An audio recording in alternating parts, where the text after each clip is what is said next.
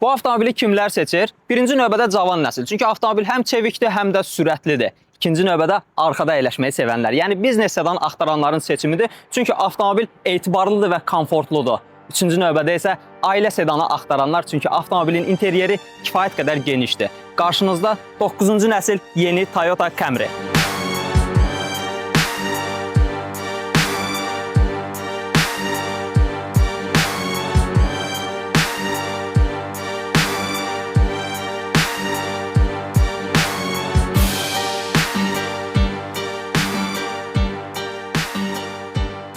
40 ildən çoxdur ki, artıq istehsal olunan Toyota Camry təsəvvür edin 21 milyondan çox satış hədəflərinə gəlib çatıb. Təbii ki, avtomobil artıq illərdir ki, satış rəqəmlərindən də görünür ki, öz sözünü deyib bazarda. Öz segmentinə görə həm dizaynına, həm etibarlılığına, təhlükəsizliyinə, həm də dözümlülüyünə görə artıq bu tip avtomobillər siyahısında təbii ki, hansı yerdə olduğunu artıq rahat şəkildə görmək olur və hazırda qarşımızda duran 9-cu nəsil Toyota Camry-ni mən sizə detallı şəkildə icmalını eləyəcəm. Çünki bu avtomobildə maraqlı dəyişikliklər var.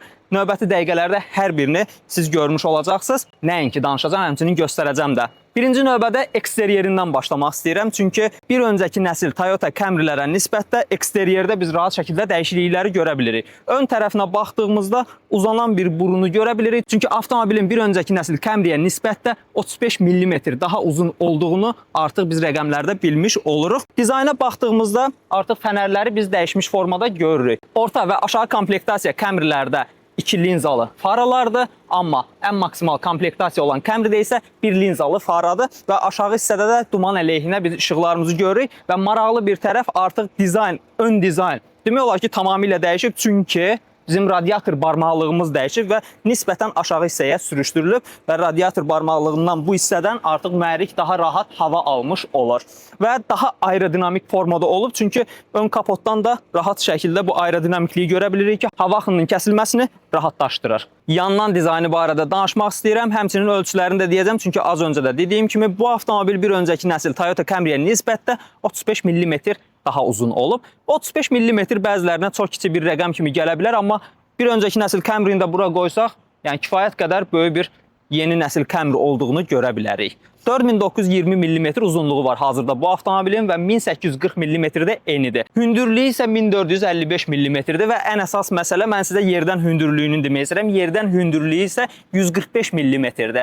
Təbii ki, bir öncəki nəsil Camry ilə yenə müqayisə eləyəcəm. 4-5 mm daha azdır hündürlüyü, yəni yerdən olan clearance-ı. Amma bunun da olma səbəbi var, çünki yeni Camry artıq daha möhkəmləndirilmiş və daha inkişaf etmiş TNGA platformasında istehsal olunur. Və disklərimizə də baxdığımızda bu komplektasiya, yəni orta komplektasiya və bir üst komplektasiya Camry-lər 18-lik disklərlə təmin olunur. Aşağı komplektasiya Toyota Camry-lər isə 17-lik xrom disklərlə təmin olunur. Gəlin indi keçək arxa tərəfə.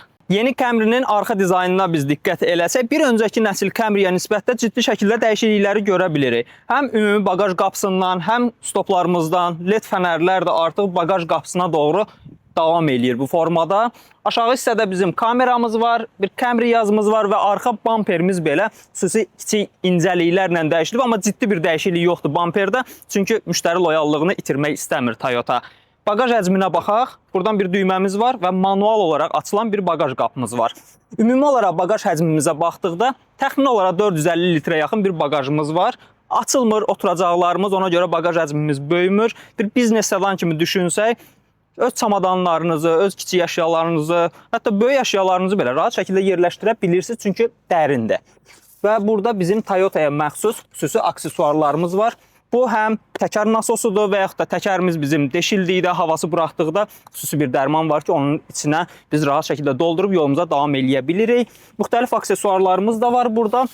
Əlavə olaraq buranı biz açdığımızda nə görürük? Burada bizim bir qaldırıcı kranımız var və bu artıq təkər dəyişmə dəstimizdir. Yaxşı, təkər dəyişmə dəstimiz varsa, təkərimiz hanı? Aşağı hissədə isə bizim ehtiyat təkərimiz mövcuddur.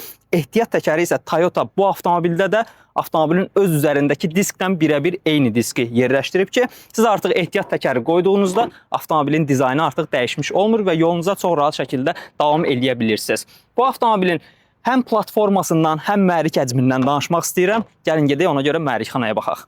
Kapotun altına baxdığımızda 2.5 litrlik sadə atmosferik mühərrik bizi qarşılayır. 4 silindrli bir mühərrikdir və Toyota'nın dediyinə görə bu mühərrik Toyota'nın ən etibarlı atmosferik mühərrikidir. Üstəlik bu avtomobildə 8 pilləli klassik avtomatik sürətlər qutusu da yer alıb. Avtomobilin ümumilikdə at gücü 204 at gücüdür və 240 Nm fırlanma anı hasil eləyir və avtomobilin 0-dan 100-ə sürətlənməsi 8.8 saniyəyədir. Sizə onu deyim ki, 2 tondan yuxarı çəkiyə sahib bir avtomobil üçün ideal bir sürətlənmədir təbii ki. Üstəlik sadə atmosferik mühərrikdir, amma sizə başqa bir məsələni də deyim, bu avtomobilin hibrid versiyası da mövcuddur. Amma elektronikadan narahat olanlar üçün təbii ki, sadə mühərrikli atmosferik 2.5 litrlik bir Camry ideal seçim ola bilər. Üstəlik bu avtomobilin artıq rahatlığı da, komfortu da dəyişib. Üstəlik askı hissəsindən də danışsaq, ön askı McPherson, arxa hissə isə double wishbone'dur. Təbii ki, artıq biz bilirik ki, double wishbone askı premium avtomobillərdə istifadə olunur və bu avtomobilin daha rahat və daha sadə quruluşa sahib olması üçündür. Gəlin avtomobilin salonundan danışaq.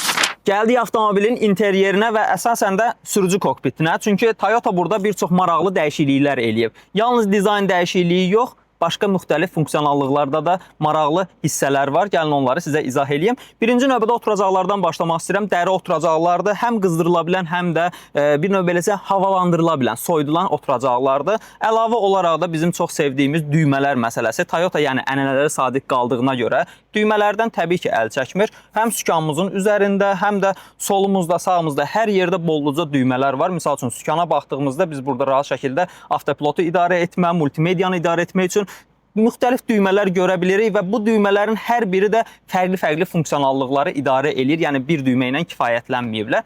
Əlavə olaraq da sürücü alətlər paneli, 12.3 düymlük sürücü alətlər paneli var və eyni ölçüdə mərkəzi displey də var. Mərkəzi displeyin maraqlı bir dizaynı var. Gitara simlərinə bənzəyən bir dizayn da veriblər bura və mərkəzi hissə sürücü üçün olan bir cibli ilə davam edir. Dərin bir cibliyimiz var, həmçinin 12 volt bir enerji yuvası da mövcuddur. Ümumiyyətlə avtomobildə cibliklər boldur. Qapının üzərində də cibliklər var, həmçinin mərkəzi hissədə də əlavə cibliklər və stəkan qoymağa yerlər də var və əlavə olaraq da telefonumuzu şarj etməyimiz üçün simsiz şarj cihazı da mövcuddur.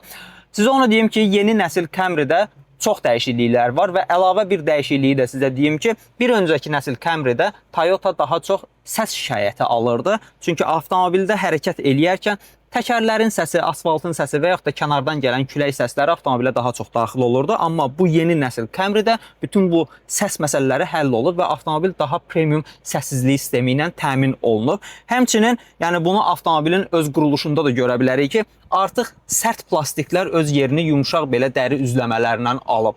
Yəni bütün bunların hər biri bir önəm daşıyır. Və əlavə olaraq da bu avtomobil artıq Toyota'nın yeni nəsil TSS təhlükəsizlik sistemi ilə də təchiz olunub. Bu nədir?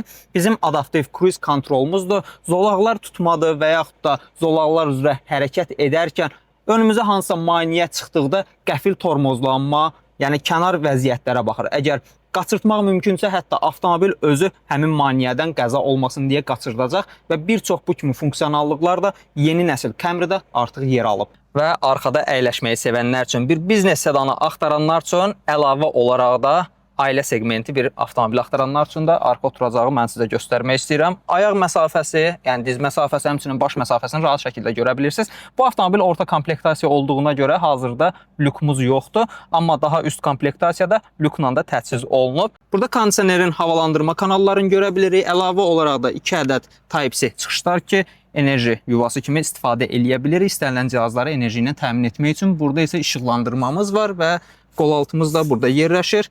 Və stəkan qablarımız da təbii ki öz yerində. Yəni oturacağımız da yumşaq olduğuna görə, ərazi də geniş olduğuna görə rahat yerləşib uzaq səfərlərə də, şəhər içi məsafələrə də rahat şəkildə hərəkət eləyə bilərik. Belə dostlar, bu videoda Toyota Camry-nin detallı icmalını izləmiş oldunuz və sizlərə Toyota Camry əldə etmək üçün maraqlı bir təklif var. Hazırda endirimli qiymət təklifi ilə Toyota dilerlərindən bu Camry-ni 10 il və 190 min kilometr zəmanətlə əldə eləyə bilərsiniz. Üstəlik Toyota servislərində təmir imkanı verən Toyota Kasko xidməti də təklif olunur. Əlavə olaraq da öz avtomobilinizi gətirib Toyota sahibi də ola bilərsiniz. Növbəti videoda görüşərik.